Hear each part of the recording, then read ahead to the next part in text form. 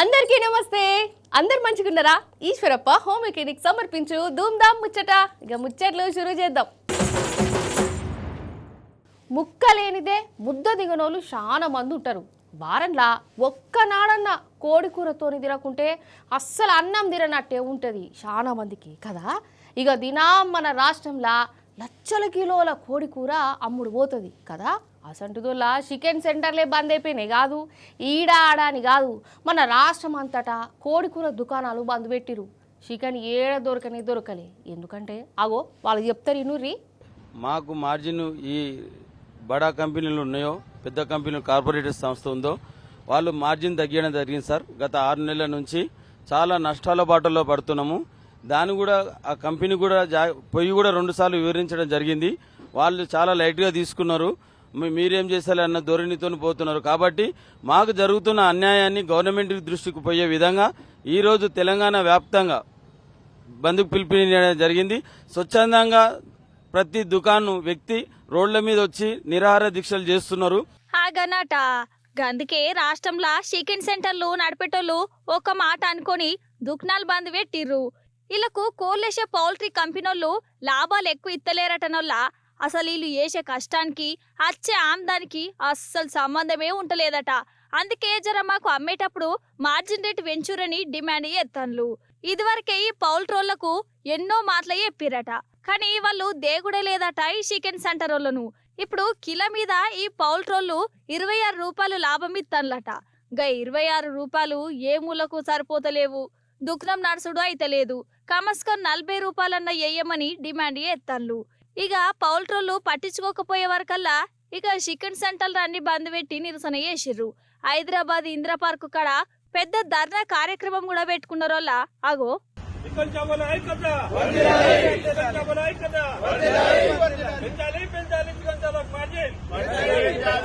అప్పటి పరిస్థితులకు అనుగుణంగా అప్పుడున్న పెద్దలు అప్పుడు ఒక రేట్ డిసైడ్ చేసి అందరికీ అనుకూలంగా ఒక రేట్ డిసైడ్ చేశారు.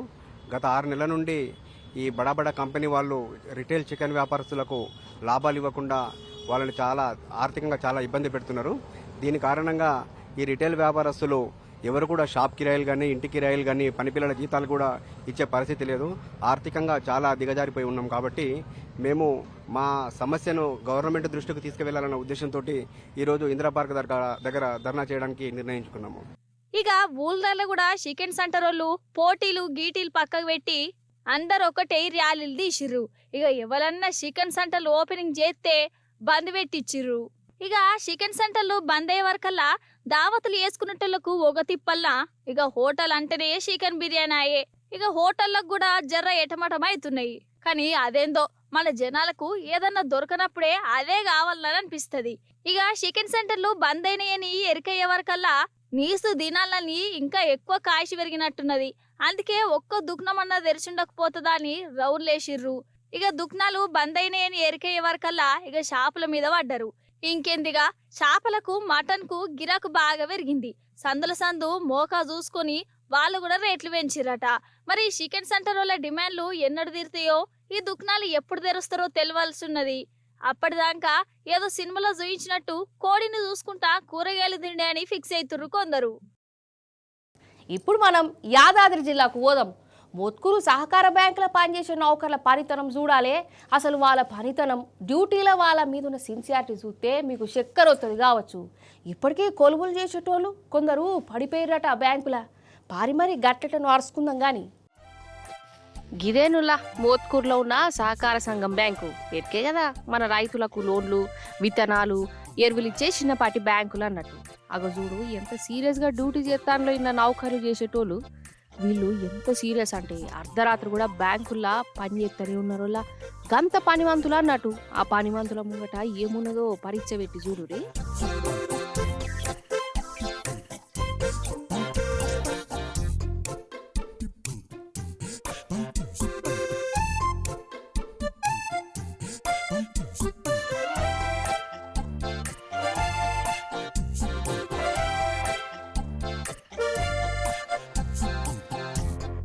చూసిరా, టేబుల్ల మీద మందు సీసాలు, గిలాసులు, చెకోడీలు, మిర్చి బజ్జీలు అంటే మంచిగా మామా ఎక్కువ పెగ్గులా అనుకుంటా బ్యాంకునే కంప్యూటర్ల ముంగట మందు దుకాణం పెట్టిరు అన్నట్టు.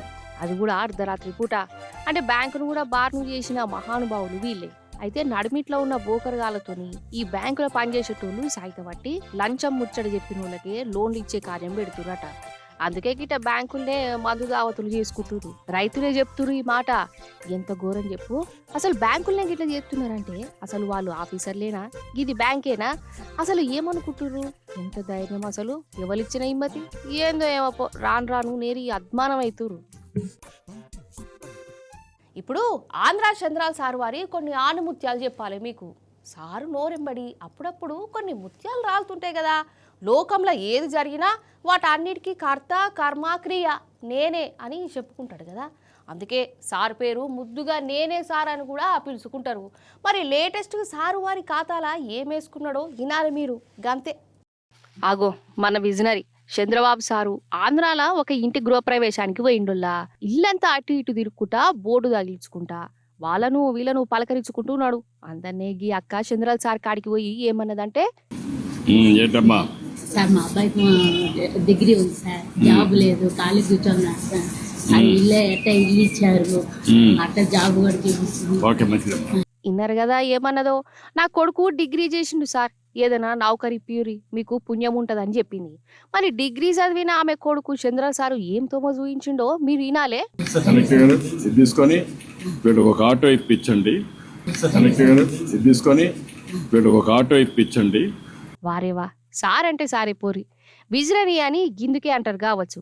డిగ్రీ చదివిండు కొలువు ఇయ్యురి అంటే వీళ్ళకు ఆటో కొనియుర్రి నడుపుకుంటాడని ఆడరేసినోళ్ళ. సారు చాలా గొప్ప తెలివి మంతుడు కదా. డిగ్రీ చదివిన పిల్లగానికి ఆటో నడిపించి ఆటో డ్రైవర్ను చేసిండంటే చిన్న ముచ్చట్న అసలు కదా. అన్నట్టు చంద్రాల సారు ఒక సభకు వేండు. ఆడ సారు జాతిని ఉద్దేశించి ఏమన్నాడంటే, గ్యాస్ సిలిండర్ తో వంట చేయొచ్చని చేసింది నేనే చేశాను కంబైన్డ్ ఆంధ్రప్రదేశ్ లో. గ్యాస్ సిలిండర్ తో వంట చేయొచ్చని చేసింది నేనే చేశాను కంబైన్డ్ ఆంధ్రప్రదేశ్ లో. అది లెక్క ఇన్నరా. ఉమ్మడి ఆంధ్రప్రదేశ్ మొత్తంలా గ్యాస్ సిలిండర్ తోని వంట చేయొచ్చని నేర్పింది కూడా చంద్రాల సారేనట. సారు చేయబట్టి ఇప్పుడు ఆంధ్రాల తెలంగాణలో గ్యాస్ పొయ్యి మీదని అందరూ వంట వండుకుంటురట. సార్ చెప్పినప్పుడు అసలు గ్యాస్ సిలిండర్ అంటే ఎట్లుంటుందో, గ్యాస్ పొయ్యి మీద మంట ఎట్లవుతుందో ఎవ్వరికి తెలియదు కావచ్చు. ఇట్లా ఒకటారండా చంద్రాల సారు సందు దొరికినప్పుడు అల్లా గిసంటి నేనే ముచ్చట్లు బొచ్చడు చెప్తా. చంద్రాల సారు అటు ఆంధ్రాల గట్ల గ్యాస్ కొట్టే ముచ్చట్లు చెప్తే సార్ శిష్యుడు రేవంత్ సారేమో గురువుతో వాటి మన తెలంగాణలో ఆలుముత్యాలు వలుకుతాడు.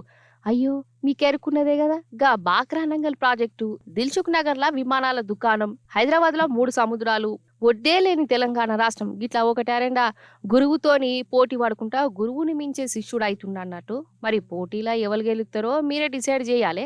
ముఖ్యంగా మన నగరానికి మన రాష్ట్రానికి 3 వైపుల సముద్రం ఉన్నది. భారతదేశంలోని 29 రాష్ట్రాలలో సముద్రపు ఒడ్డు లేని ఏకైక రాష్ట్రం తెలంగాణ రాష్ట్రం. మన రాష్ట్రంలో నాగార్జున సాగర్, శ్రీశైలం, బాక్రానంగల్ మరి దేశ ప్రధానమంత్రి అమిత్ షా గారు ఇప్పటికే చాలా మంది వెళ్ళారు. పాలు పిండే టైం ఎప్పుడైనా ఉంటారు కానీ సాయంత్రం అయితే మాత్రం టైం అయితే గంట కొట్టినట్టు మన వాళ్ళందరూ వెళ్ళాలి. అది జీవనోపాధి, అది తీసుకొచ్చింది కూడా నేనేనని చెప్పి మరొకసారి మీ అందరికీ తెలియజేసుకుంటూ. అయితే మన మోడీ సారు రాజకీయాలకి రాకముందు రైల్ స్టేషన్ల షాయ్ అమ్ముకొని బతికినానే కదా. ఇప్పుడుగా పాత ముచ్చట ఎందుకంటారా. సారు మళ్ళా పాత రోజులకు పోయిండా మళ్ళా గిట్లా షాయ్ దుకాణం పెట్టి ఇగ్రం పెట్టుకున్నాడా ఏంది అనుకునేరు. ఏం చేసిండో చూడాలేదు. ఆహా అగో మన మోదీ సరే ఆడుతూ పాడుతూ పని చేస్తుంటే అలుపు సొలుపేమున్నది. సుశిరా మన మోడీ సారు షేర్లకు పోయిండు. కోసేది తునకాకేనా అనుకునేరు. తునకాకు కాదు, తేయాకు షాయి పత్త దీంతోనే ఎత్తారు. అయితే మోదీ సారు అస్సాం రాష్ట్రానికి పోయిండోల్లా. ఆడ తేయాకు పండిస్తారు కదా. ఇక తోటలకు కెమెరామన్ తోని పోయి అందులో పనిచేసే కార్మికులతోని ఇగో గిట్లా మాట ముచ్చట పెట్టిండు. आप मेरे गुरु है आज।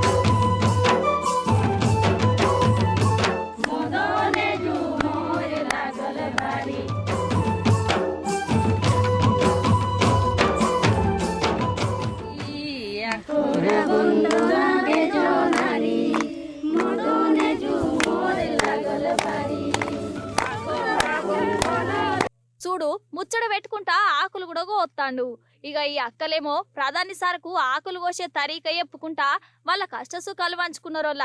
ఇక వీళ్ళకు తగ్గట్టే ఆ వీడియోగ్రాఫరు ఎవరో గాని మంచిగా వీడియోలు తీసిండు కదా. ये लेते हैं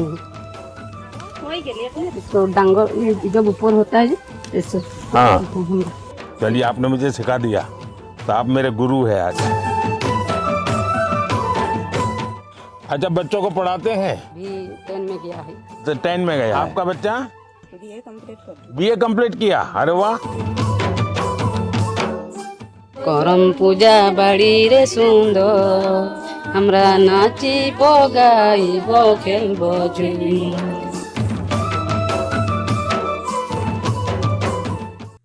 ఆగుర్రి ఇంకొడవలే ఆటలు పాటలు డాన్సులు కూడా నడిచినాయి.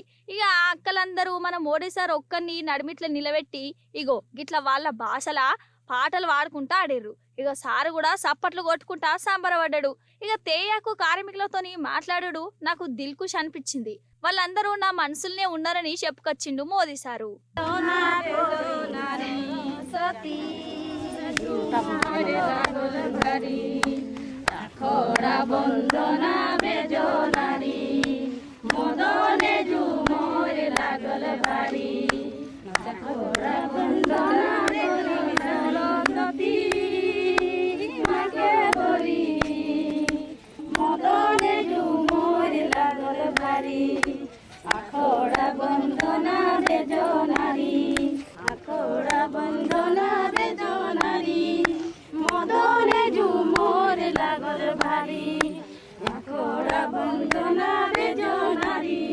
కానీ పండ్ల పని మోదీ సారు తేయక్ తోటలే కాదు ఇటు మన తెలంగాణ దిక్కచ్చి ఈడ పంట నష్టపోయిన రైతుల కష్ట సుఖాలు కూడా తెలుసుకోనుండే. మూసీ బాధితులు హైదరాబాదితుల మనసులో ఉన్నదేందో ఆర్చుకోనుండే. నిరుద్యోగులు ఆశ వర్కలతో కూడా ముచ్చడి పెట్టేదుండే అని అంటుర్రు మనోళ్ళు. అవుగని అస్సాంలో ఇప్పుడు ఎలక్షన్లు ఉన్నాయి కదా. ఆహా ఉత్తగనే అస్సాం తోటలల్లా మోదీ సారు వీళ్ళ బాధలు అరుచుకుంటుంటే యాదికొచ్చింది గంతే. మళ్ళా తప్పుదీయగల్లా ఆయనత. నిజంగా మన ఆటో డ్రైవర్లది గోస్ అంటే గోసనేనులా. అసలు 2.5 ఏండ్ల సంది నరకం అంటే ఎట్లుంటుందో కండ్లారా చూస్తాండు వాళ్ళు. ఓ దిక్కు గిరాకులు లేవు, రోడ్ల మీద పడ్డరు. ఇక ఇది చాలదని ఇక ఇప్పుడు ఆటోలో రింపుకుందామంటే గ్యాస్ దొరుకుతలేదు. గ్యాస్ లేకుంటే ఆటో ఎట్లా నడవాలి? అగో వాళ్ళ గ్యాస్ తండ్లాట చూడుర్రి మీరే పాపం. అగో మన ఆటో డ్రైవర్ల తండ్లాట.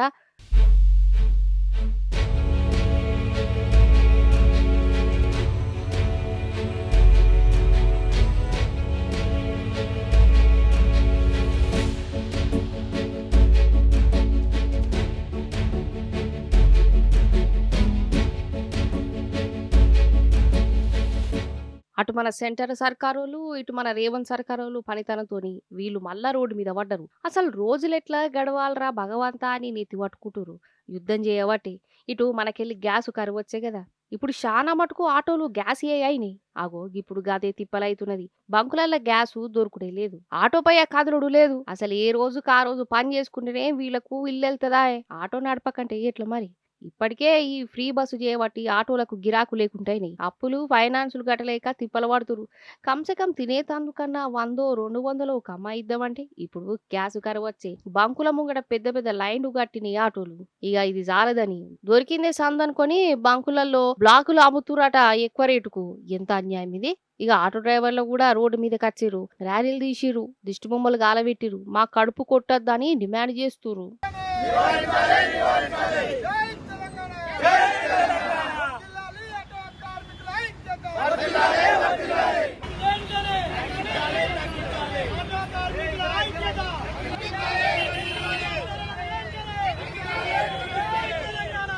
నిజంగా ఉపాయం ఉంటే ఏదైనా చేయొచ్చు. ఆలోచన లేకపోతే అంత ఆగమాగమవుతుంది. కానీ ఆలోచనతోటి ఏ పని చేసినా మంచిగానే ఉంటుంది. గట్టనే ఉత్తరప్రదేశ్లో ఒక దుఃఖమన్న చేసిన ఆలోచన మస్తు అంటే మస్తు అనిపిస్తున్నది. ఏం చేసిండో ఒక్కసారి మీరే చూడుర్రి.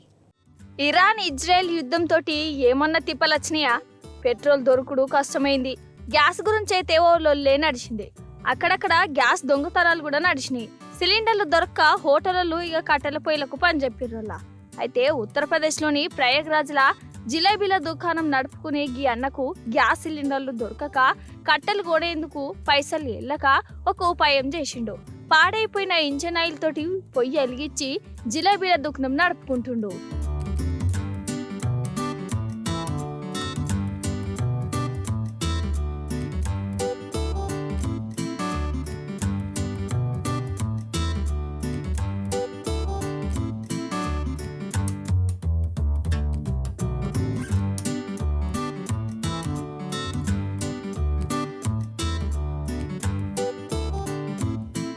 చూసిరా ఉపాయం ఎట్లున్నదో.